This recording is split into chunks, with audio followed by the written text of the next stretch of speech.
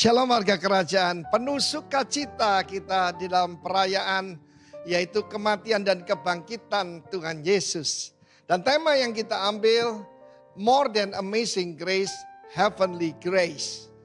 Karena itu mungkin kalau dikasih judul, saya berkhotbah tentang The God That Stooped Down, Tuhan yang membungkuk ke tanah. Kita melihat dalam Yohanes pasal ke-8, satu kisah yang menggambarkan siapa Tuhan dan Allah kita dan Raja kita itu. Seorang perempuan yang tertangkap basah berzina. Jadi bukan lagi kata orang, bukan karena konten porno, tetapi tertangkap dalam keadaan bukan tertangkap kering, tertangkap basah. Dilemparkan ke depan Yesus. Saya bayangkan dalam film The Passion itu. Dan pada saat itu mereka berkata, "Guru, menurut hukum Musa, wanita semacam ini, bukan pasangan ya, wanita semacam ini, wanita selalu jadi sasaran. Harus dirajam dengan batu sampai mati. Apa katamu?" Dan Yesus membungkuk ke tanah dan menulis. Seorang raja tidak akan membungkuk ke tanah.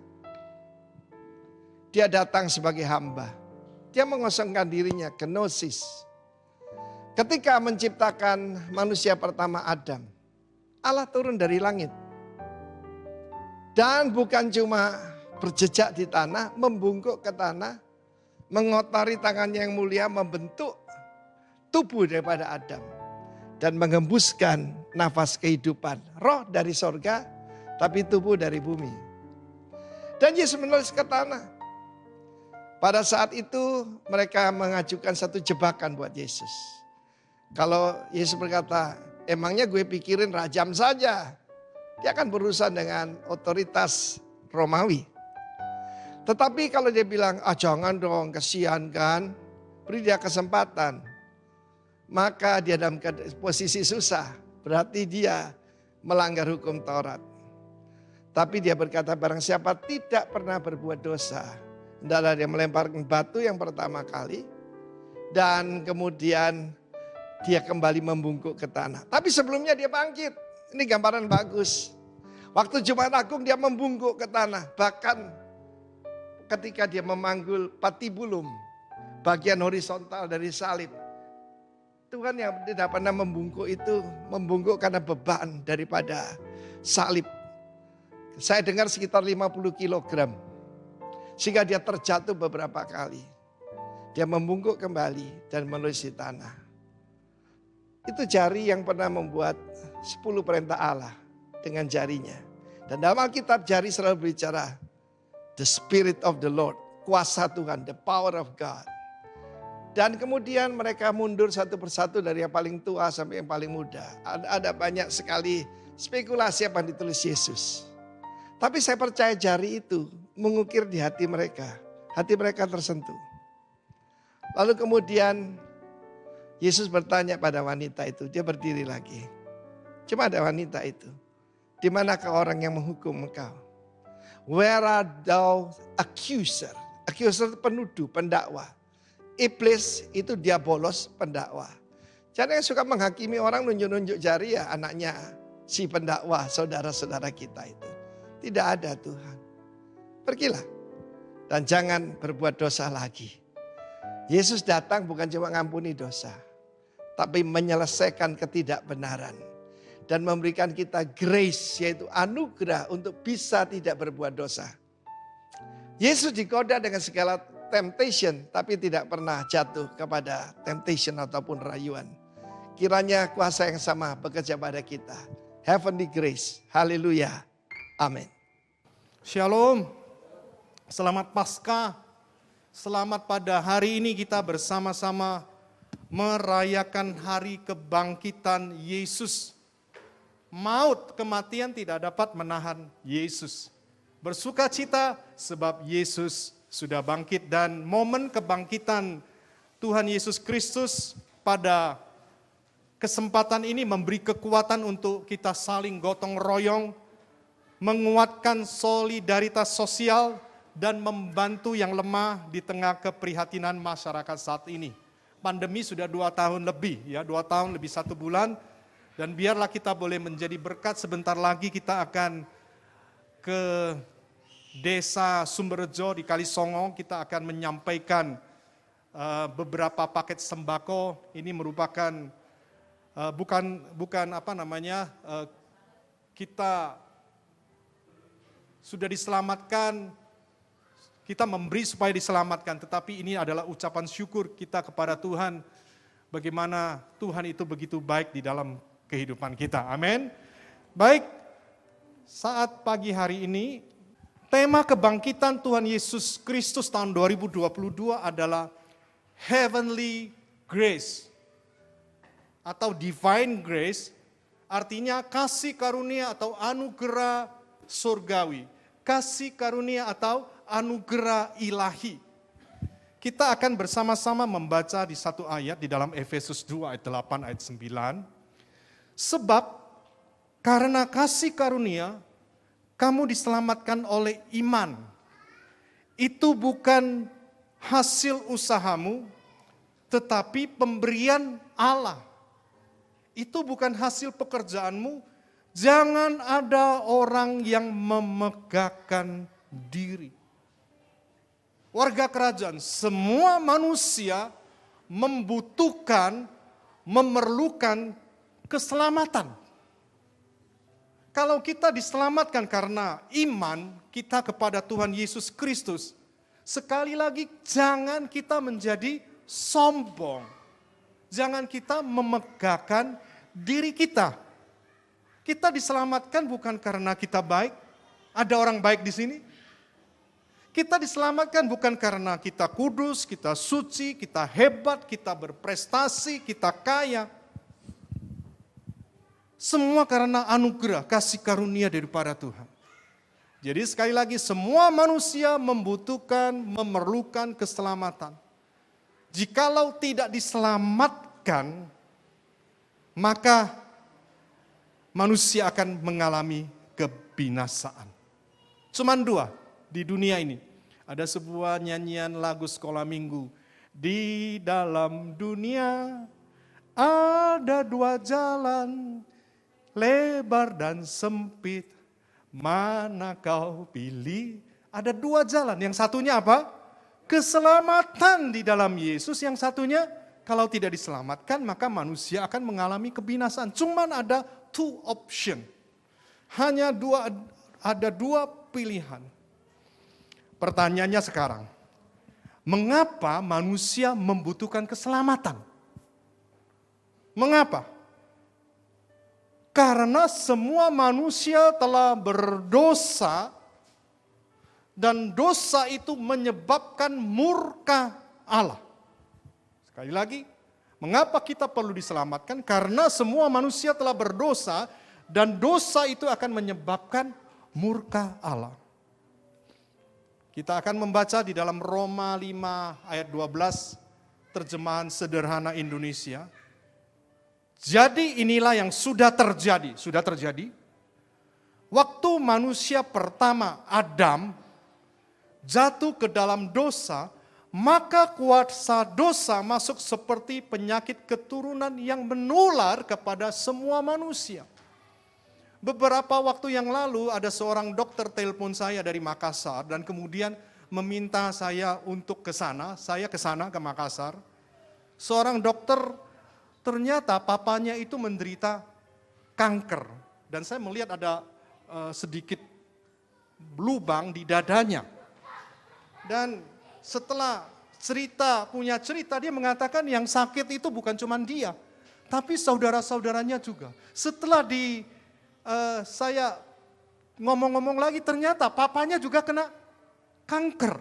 Saudara-saudaranya papa juga meninggal karena kanker. Ternyata keturunan di atasnya juga sakit kanker. Itu yang disebut dengan penyakit keturunan. Dan dosa itu merupakan penyakit keturunan yang menular kepada semua manusia. Dan bersama dengan kuasa dosa itu datang juga maut atau kematian. Oleh karena itu semua orang pasti mati karena semua orang telah berdosa atau sudah berdosa. Warga kerajaan Adam itu wakil seluruh umat manusia. Karena itu pada saat Adam jatuh ke dalam dosa, maka Allah menganggap seluruh umat manusia yang diwakili oleh Adam juga jatuh dalam dosa. Jadi seluruh keturunan daripada Adam itu semua sudah berdosa. Saya berikan sebuah ilustrasi. Kalau tim sepak bola Indonesia bertanding di luar negeri, dan kemudian tim itu kalah, maka orang-orang akan menganggap bahwa seluruh Indonesia itu kalah. Betul? Indonesia kalah. Mengapa? Karena tim itu mewakili Indonesia. Pada saat tim Indonesia kalah, maka seluruh Indonesia itu kalah. Termasuk Pak Hari yang tidak ikut sepak bola. Betul? Cuma nonton saja. Tidak ikut main sepak bola. Pak Andreas, Bu Agnes, Bu Esther. Kita nggak ikut sepak bola. Tetapi kita dianggap kalah. Bisa menangkap? Karena satu tim seluruh Indonesia kalah. Begitu juga dengan Adam. Adam jatuh dalam dosa dan Allah menganggap seluruh keturunannya itu berdosa. Ini krim sup. Warga kerajaan krim sup. Saya suka krim sup. Dan suatu saat ada satu keluarga, ketika kami mengunjungi keluarga ini, mereka masak krim sup. Nggak tanggung-tanggung, satu panci. Satu panci besar dan dia katakan, sudah bawa pulang aja satu panci. Kira-kira senang atau tidak? Belum tentu. Belum tentu. Saya bawa pulang. Belum tentunya sebab kenapa? Ketika saya aduk-aduk mau ngambil di di bowl, di mangkok. Ternyata saya kelihatan ada sedikit hitam. Istri saya katakan, apa itu? Saya perhatikan, ternyata kotoran cecak. Betul. Karena kenapa? Keluarga yang memasakkan kami sup, krim sup ini, itu sepanjang malam nggak ditutup. Lah di atas itu setelah saya lihat ternyata memang ada beberapa ekor cecak yang wira-wiri. Kok ya pas ngebom masuk ke pancinya krim sup. Saya bawa pulang. Kalau menurut Bapak Ibu, saya makan nggak krim sup itu? Enggak. Bahasa Jawanya itu gilo. Sudah dibom sama cecak, akhirnya saya tidak makan. Itu sama seperti dosa.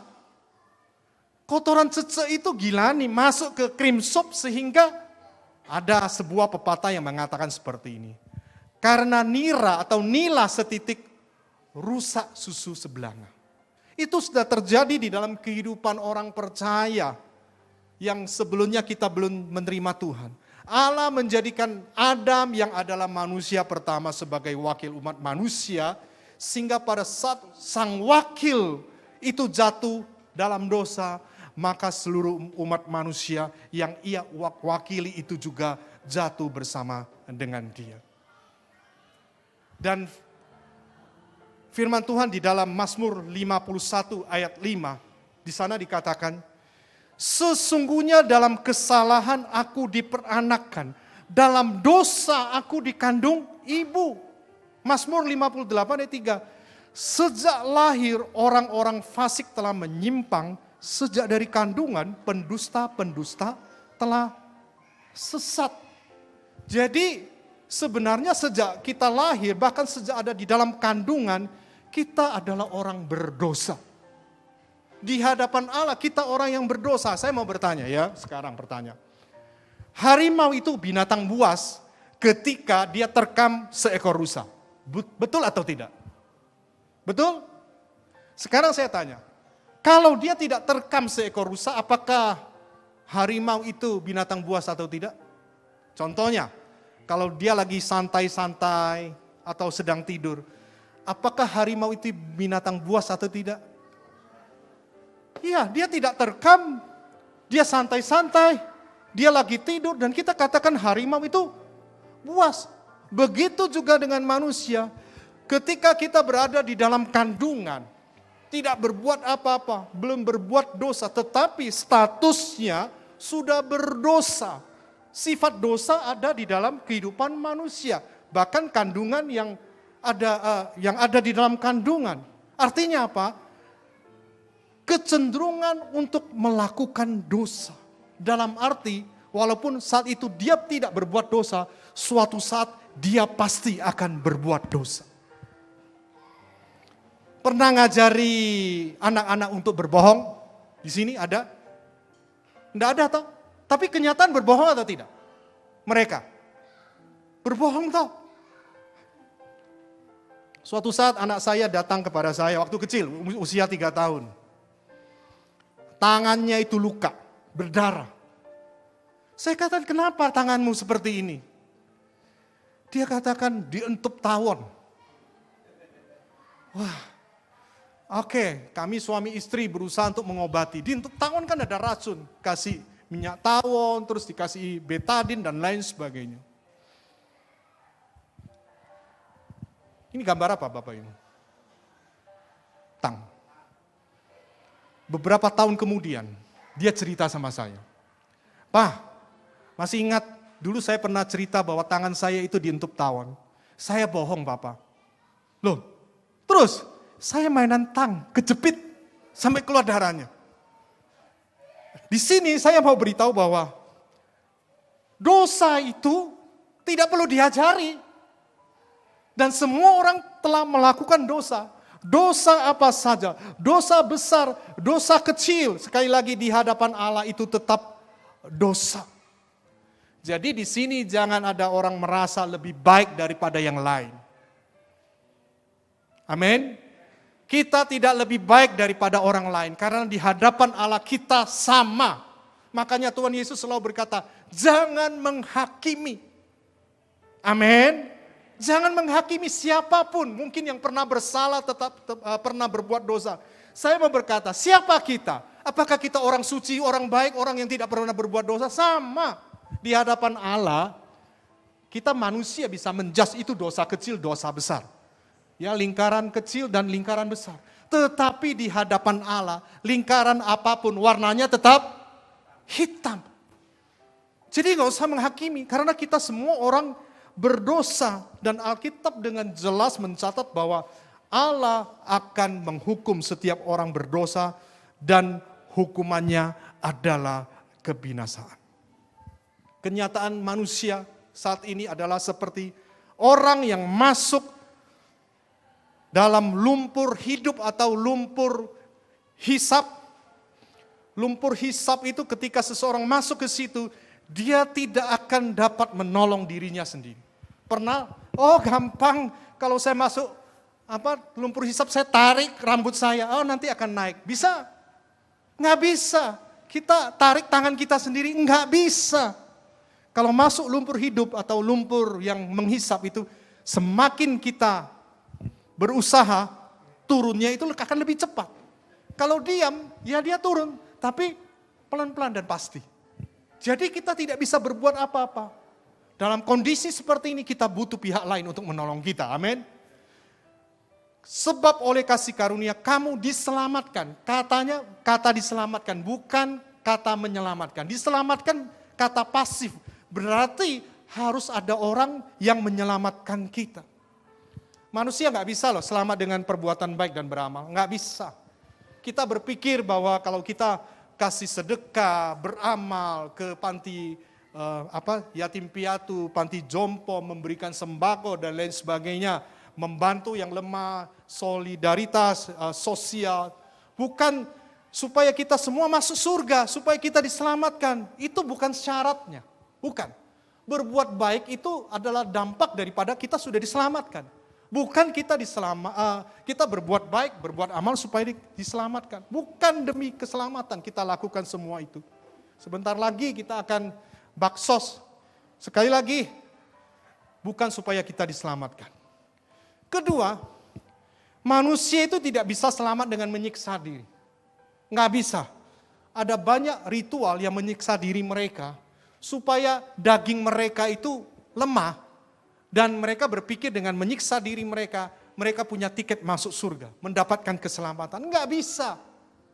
Ada yang tidur di paku, ada yang ngangkat tangan sampai 30-40 tahun nggak turun-turun dan lain sebagainya. Dan mereka berpikir dengan cara demikian mereka bisa menyelamatkan diri mereka sendiri. Dan saya katakan tidak bisa. Di Filipina, mungkin warga kerajaan tahu setiap Jumat Agung itu ada orang-orang yang bersedia memberikan diri mereka untuk disalib seperti Tuhan Yesus. Kaki mereka dipaku, tangan mereka dipaku. Dan ya, mereka katanya mau merasakan seperti apa yang Yesus rasakan. Beda, mereka cuma merasakan sakit yang ada di tangan dan di kaki. Mereka tidak pernah merasakan bagaimana dosa-dosa yang ada di seluruh dunia ditimpakan kepada dia. Tidak pernah. Mereka menanggung dosanya sendiri, tetapi Tuhan Yesus menanggung semua dosa yang manusia yang ada di atas bumi ini. Melakukan seperti itu tidak jaminan dosa dihapus. Bukan jaminan. Itu bukan jaminan masuk surga. Ingat, semua apa yang kita lakukan itu bukan jaminan kita masuk surga. Sebab kenapa? Dari kacamata Allah tidak ada seorang pun yang baik. Roma 3 ayat 10 hingga 12. Seperti ada tertulis, tidak ada yang benar, seorang pun tidak. Tidak ada seorang pun yang berakal budi, tidak ada seorang pun yang mencari Allah. Ayat 12. Semua orang telah menyeleweng, mereka semua tidak berguna, tidak ada yang berbuat baik, seorang pun tidak. Pernah melihat orang berbuat baik? Kalau kita melihat orang berbuat baik, itu dari kacamata manusia. Dari kacamata Allah, semua orang sudah menyeleweng. Semua orang tidak berguna. Tidak ada yang berbuat baik, seorang pun tidak. Suatu saat, ada seorang muda yang kaya datang kepada Yesus. Dan dia berkata, guru yang baik, apa yang harus aku lakukan supaya memperoleh hidup yang kekal? Dan apa jawab daripada Tuhan Yesus? Mengapa kau katakan aku baik? Tak seorang pun yang baik selain daripada Allah saja. Tidak ada yang baik selain Allah saja. Jadi di atas bumi ini tidak ada yang baik. Tidak ada seorang pun yang baik. Dan Yesus sendiri berkata, yang baik itu cuma Allah saja. Mengapa hal itu bisa terjadi? Kalau kita membaca di dalam Yakobus 2 ayat 10, di sana dikatakan, sebab barang siapa menuruti seluruh hukum itu, tetapi mengabaikan satu bagian daripadanya, ia bersalah terhadap seluruh hukum. Baik, hukum Taurat itu isinya berapa? Jangan, kita bisa tahunya cuma 10. Tetapi perintahnya kalau secara detail itu ada 613 hukum. Banyak enggak? 613 hukum. Dan Alkitab mencatat, tetapi mengabaikan satu bagian daripadanya, sekarang anggap saja 100 deh hukum atau perintah Tuhan, 100. Kalau satu saja kita melanggar, berarti yang 99 itu gugur. Bisa menangkap apa yang saya sampaikan? Jadi kalau kita memang mau supaya kita betul-betul bisa menjadi orang baik, cara Allah menilai ketika kita disebut baik kalau kita taat 100%. 613 perintah itu tidak ada yang gagal. Dan kenyataannya kita tidak dapat menyelamatkan diri kita dari apa yang ada pada kita. Nggak bisa. Karena kita tidak mampu. Kalau dihitung kebaikan kita mulai kita lahir sampai kita meninggal, banyak nggak kebaikan kita?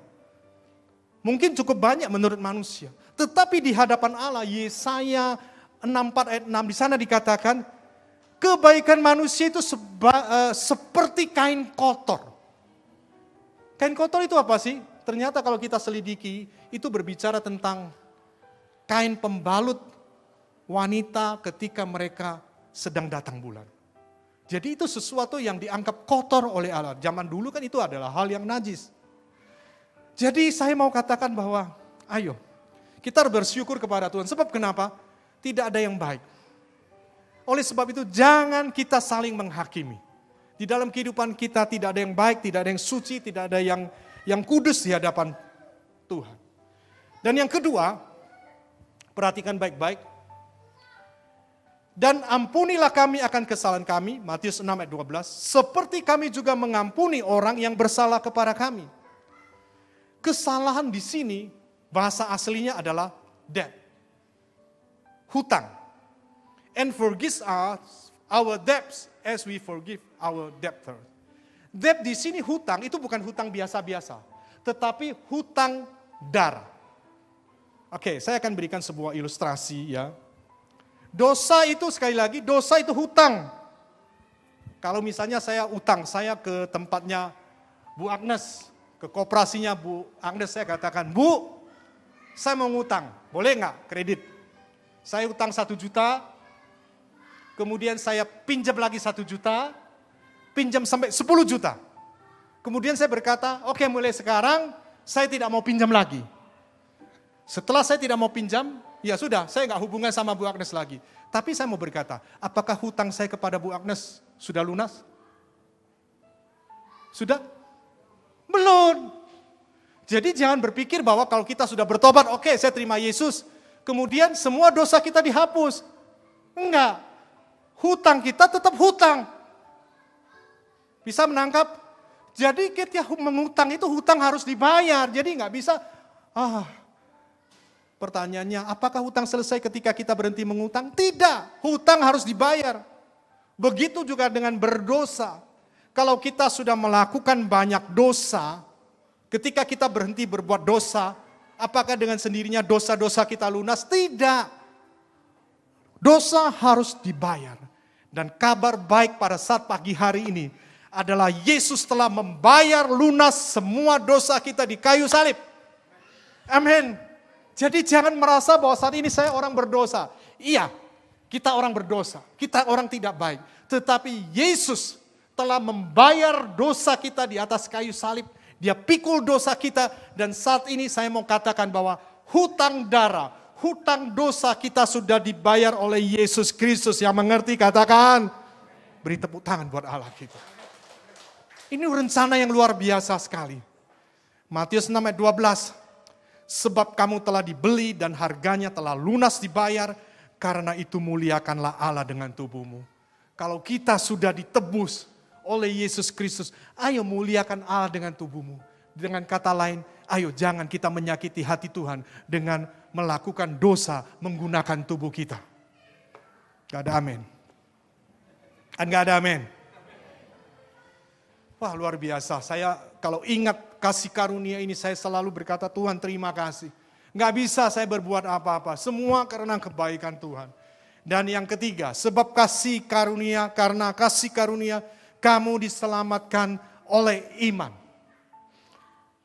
Manusia hanya bisa diselamatkan oleh kasih karunia yang diterima melalui iman di dalam Tuhan Yesus Kristus.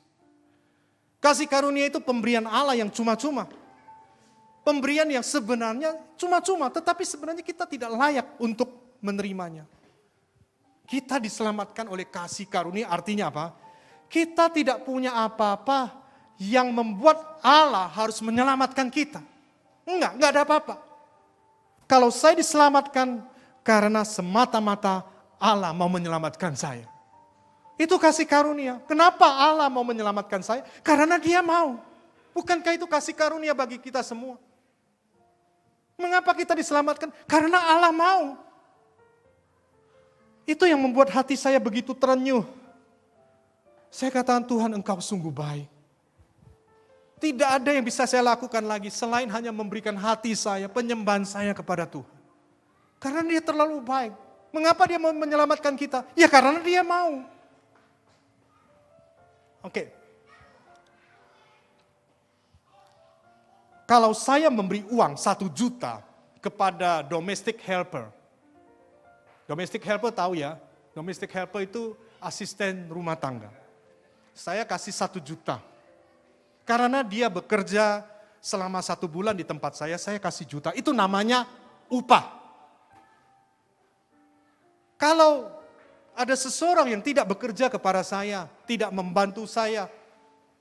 Kemudian saya datang dan saya kasihkan dia 1 juta. Satunya kepada domestic helper, satunya orang yang tidak dikenal. kemudian dia tidak membantu saya kasih dia 1 juta. Itu yang disebut kasih karunia. Melalui Yesus yang mati di kayu salib, membayar seluruh hutang dosa saya. Mengapa Yesus harus mati? Karena semua orang berdosa hukumannya mati. Upah dosa adalah maut. Dan ketika Yesus mati di kayu salib, seluruh hutang saya bebas. Sudah dihapuskan. Kita bukan orang yang berhutang dosa, berhutang darah. Dia telah berkorban bagi kita semua. Dan semua itu adalah kasih karunia daripadanya. Dan lebih lagi, dia bangkit. Kita saat pagi hari ini memperingati dia bangkit dari kematiannya. Dan Yohanes pernah berkata, Yesus berkata, akulah kebangkitan dan hidup. Barang siapa yang percaya kepadaku, ia tidak akan mati, dia akan hidup walaupun ia sudah mati. Warga kerajaan, suatu saat tubuh kita akan mati. Pasti. Dimakan usia, dimakan penyakit, karena sudah tua, kita pasti akan mati. Tetapi ingat, setiap orang yang percaya, yang mendapatkan kasih karunia daripada Tuhan, sekali lagi, walaupun secara tubuh itu mati, kita akan hancur tubuh ini. Tetapi Tuhan Yesus sudah berjanji, kita akan dibangkitkan. Dengan kuasa yang sama di mana Yesus juga dibangkitkan. Itu adalah sebuah pengharapan yang besar. Mungkin saat ini kita mengalami begitu banyak masalah. Kita mengalami begitu banyak tantangan, banyak cobaan mungkin, ujian. Tetapi ingat bahwa Yesus sudah berkata bahwa akulah kebangkitan dan hidup. Kita akan dibangkitkan lagi dan kita akan hidup sampai selama-lamanya bersama dengan Dia. Bukankah ini adalah kasih karunia yang besar? Allah mau menyelamatkan kita. Kenapa Dia mau menyelamatkan kita? Jawabannya adalah apa? Karena Dia mau. Bayangkan kalau Allah nggak mau, itu gimana kita? Kita diselamatkan bukan karena kebaikan kita. Bukan kita hebat, bukan karena kita kaya, bukan karena kita berprestasi. Kenapa Dia mau menyelamatkan kita? Karena Dia mau dengan cara-caranya yang ajaib sehingga kita bisa menjadi percaya kepadanya. Semua itu adalah pekerjaan daripada Roh Kudus dan Dia berikan kepada kita cuma-cuma. Itu kasih karunia ilahi, itu kasih karunia surgai yang diberikan kepada kita semua. Oleh sebab itu kita bersuka cita karena Dia adalah Allah yang hidup. Dia bangkit, naik ke surga dan duduk di sebelah kanan Allah sampai selama-lamanya menjadi pendoa syafaat bagi kita semua. Begitu mengasihi kita, amin. Oleh sebab itu kita bersuka cita karena Yesus kita sudah bangkit, amin.